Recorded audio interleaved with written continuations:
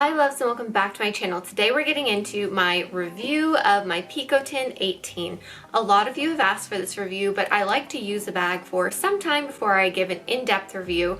So I will link my unboxing up here where I go into, how I got the bag. This is my first Hermes bag, and it really helped me fall in love with the brand. I've also tried out two inserts for this bag, and I wanted to give like a little mini review of those two because I do prefer one over the other, so I will get into that in this video as well. I truly just have fallen in love with the style, but I will get into my buying advice, the features of the bag, how it looks on, and even how to tie a twilly on this beauty. By the way, if you're new here, hi, my name is Morgan. I make videos about luxury handbags, fashion, and lifestyle, so if that's your thing, please subscribe and turn on notifications. I upload once a week and I would love to have you here. And let's get into my in-depth review of my Hermes Picotin 18. I'll start with the features of this bag. The 18 size, I believe this is Togo leather. I'll correct myself on the screen if I'm wrong.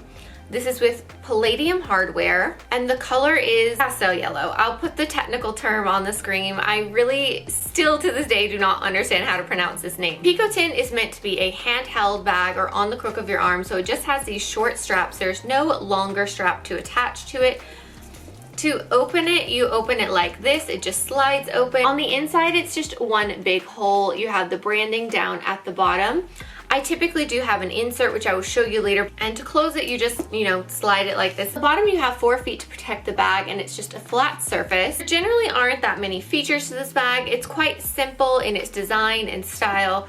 So the one thing to note about this style is that over time and use, the corners can get sagging. It's kind of part of the design of this. Some people like that and some people don't. It really is just a feature of the bag for it to relax. The leather is not made to be stiff and stand up perfectly straight all the time. And that's kind of it for the features of this bag. Let's get into what fits inside the Picotin. It shows what fits inside in comparison to my Chanel medium classic flap. I think that it's also just a good way to compare, what you can fit in there for what you're spending. So I'll insert that portion now. First we have my sunglasses in a soft case. Then we have my little spray sunscreen, just a powder compact, a granola bar, a little pack of tissues, a liquid lipstick, a Tangle Teaser brush, a mini pochette with its little bits and bobs inside, Listerine strips, little things like that, my small zipper wallet from Louis Vuitton, and my iPhone 12 Pro Max. It could have also fit my car key and my house key as well. I just keep those like loose, and my house key has like one little simple keychain on it. So that would have fit in there just fine as well. I just didn't go get them because they're downstairs. You can see this actually fits quite a bit. And I want to show you, now that I have all those items behind me, how much of that would actually fit in my medium size classic flap. So here's my medium classic flap. And I'm just gonna take these items and stick as much in here as I possibly can. Start with my mini pochette, my iPhone 12 Pro Max, my zipper wallet.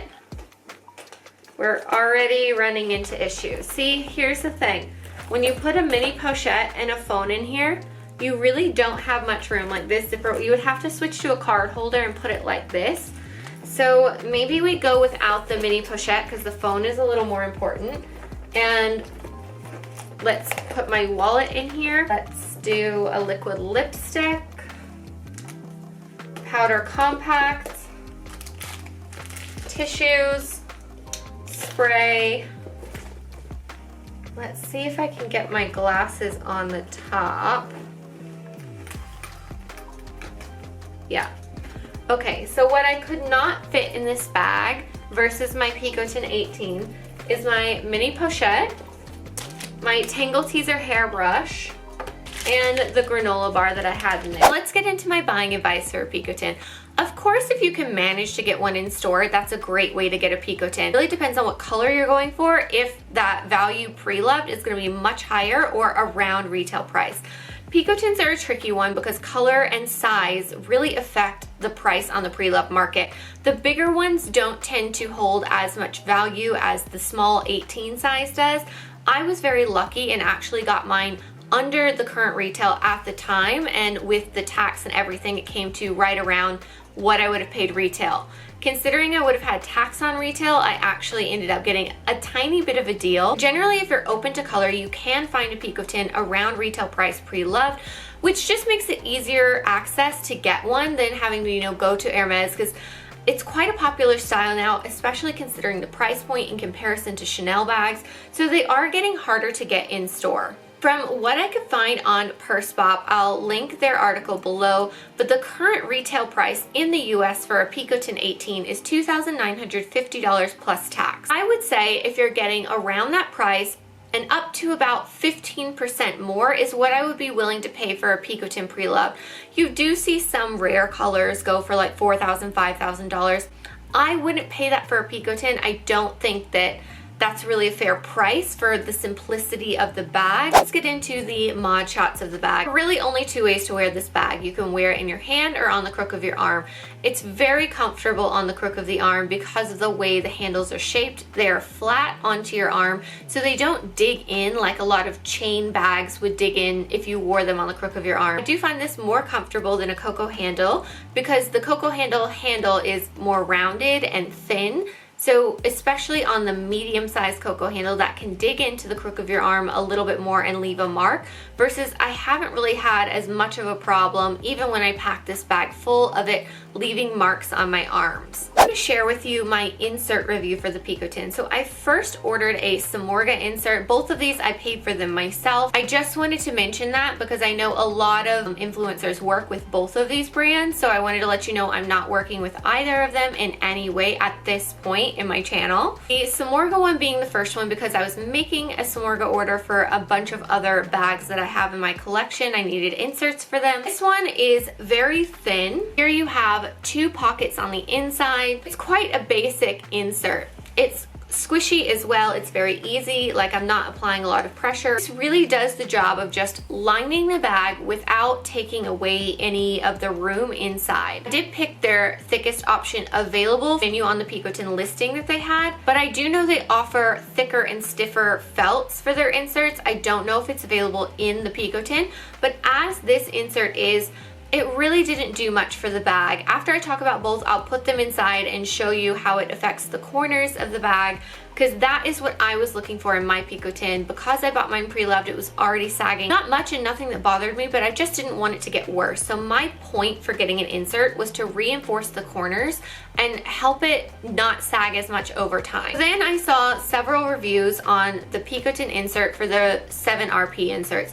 Now there is quite a price jump between these two inserts, and I'm going to say it was difficult paying for this insert just because it was so expensive, and the Picotin is a more affordable bag. If you're buying a Kelly or a Birkin, a 7RP insert doesn't feel, you know, as crazy because you want to protect that investment. But because the Picotin is under $3,000, it's really hard to pay, you know, over $400 for an insert. It just, I don't know. I know that they're handmade and they're really well made. Like, you can see the difference in thickness.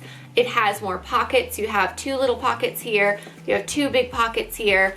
And then you have two more little pockets here. See that, like, when you squish it, it holds up a little better. It's not as easily squished in as the other insert is. So there are benefits to buying this for sure. It's also padded in the bottom so your items don't create any dents or sagging in the bottom of the bag. But what really makes me feel like this insert is worth it is the way that it holds up the corners of the Picotin. You can also feel it when you're like touching and carrying the bag. This one really is worth the money in terms of reinforcing the corners. You can see here when you squeeze on the corner, there's just a difference in how it holds up, the difference of the thickness of the material as well. So my final recommendation would be to go for the 7RP. They do work with influencers, and those influencers usually have discount codes. So, you know, go to their page, find who's tagging them. You can find a discount code for this company. I would highly recommend, if the Picotin is something you want to have for life in your collection and you really love and want to enjoy using the bag frequently, this insert is really worth the money. So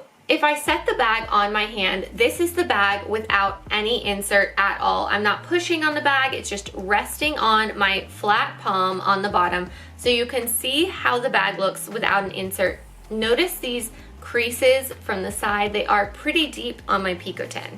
So here is the bag resting on my palm with the Samorga insert in it. It really did not have much of a change in the dents in the bag. Here is how the insert looks inside in case you want to see. It does stop, you know, a little shy of the top, which is a really good feature of Picotin inserts because you don't want to really see it. And it does, when the bag is folded, it does go with the bag. Like, it doesn't force the top of the bag to look different than it would if you didn't have the insert. And here is my Picotin with the 7RP insert. You can see that the dents in the side have decreased significantly. They are not completely gone. I don't think any insert is really going to do that if you already have pretty deep creases in your Picotin. So I was not expecting that, but look at the improvement. I think that that is enough of an improvement, especially when I carry the bag like this. You can see quite a difference in the shape. It really helps hold up these corners. You can also feel like when you push this insert in that it really fits perfectly in the corners. Like, there's no extra room. You have to really like pop it like down into the corners so it fills them out. Also is bendable enough that it goes with the shape of the bag at the top, and it does stop below the top of the bag as well, so you don't see it as much. Here's how it looks inside. You can see there are just more pockets. It's much easier to organize, and this padding on the bottom, it makes me feel a lot better that if I put like a water bottle in here, or if I put something heavier, it's not going to affect the flat bottom of this bag. So I do keep my Picotin even stored with this insert inside, and then I just stuff the inside of the insert with dust bags. I'm going to show you a couple of ways that I like to tie my twillies on this bag. There's a very common way where you attach a twilly to this and you kind of wrap it around here and add a bow. Definitely a cute way to use it, but because mine is a light color, I really wanted to use a twilly on the handles of this, especially just if I have any lotion or anything like that on my arm. I don't want it to affect the leather of this bag. They'll say in using the bag with twillies on it, if you put twillies on these handles, they do slide off and you have to rewrap them like throughout the day, maybe once or twice. It really depends on how good your original wrap is, how tight it is, how long it's gonna hold up throughout the day. But for me, that's something I'm willing to do because this is a handheld bag only. It doesn't have a shoulder strap. I really wanna make sure that I protect the handles of this bag. Another really cute way to tie a twilly on this bag is to just tie a nice little bow on the edge of the strap or from the top sliding part. It just adds a nice little decoration to it. It pairs really well with feminine dresses, so I feel like a bow really adds to the femininity of the bag. But I think most people tie their twillies, you know, coming down, because that's the one you don't really have to redo throughout the day. Thank you guys so much for watching. I hope you enjoyed this review and found it informative. If you did, please give it a like and let me know in the comments if there's anything I missed or you want to know about the bag. And don't forget to follow me on Instagram and TikTok to see how I style my bags, and I'll see you guys next time. Bye!